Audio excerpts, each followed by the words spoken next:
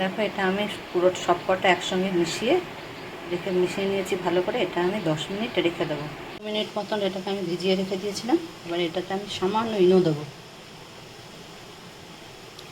ইনো দিয়ে একটু ভালো করে ফাটিয়ে নেবো, নাড়িয়ে নেবো। এবারে দেখো আমি এতে প্রথমে আমি তেল লাগিয়ে নেবো সব কটাতে।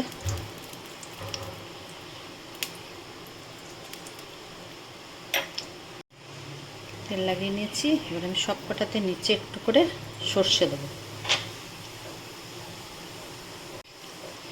এবারে আমি 1 চামচ করে ওই গোলাটা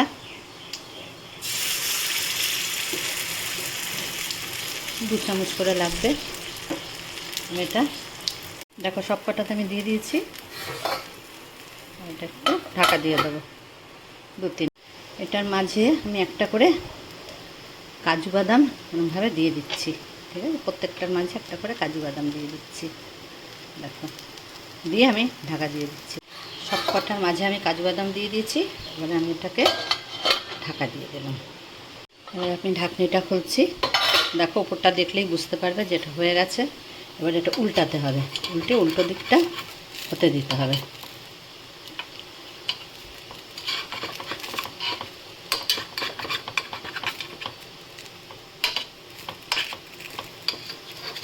প্রত্যেকটা এরকম করে উল্টে দিতে হবে।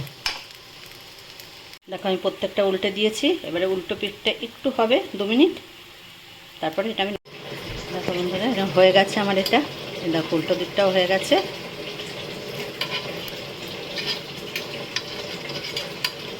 উল্টো হয়ে গেছে। এবার এগুলো আমি উঠিয়ে নেব। আর কিছুটা গোলা ছিল সেটাও আমি একইভাবে ভেজে নিলাম।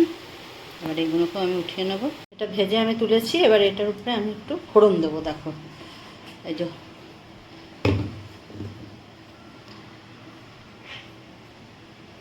একটু তেল দিলাম, সাদা তেল।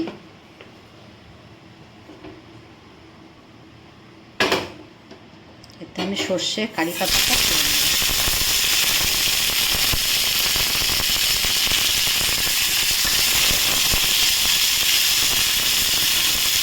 এই ফোড়নটা এবারে আমি ওইটার উপরে দিয়ে দেবো। আমার এই চটজলদি নাস্তা রেসিপিটা তোমাদের যদি ভালো লাগে তোমরা খেয়ে দেখো। আমাকে লাইক, শেয়ার আর কমেন্ট করো।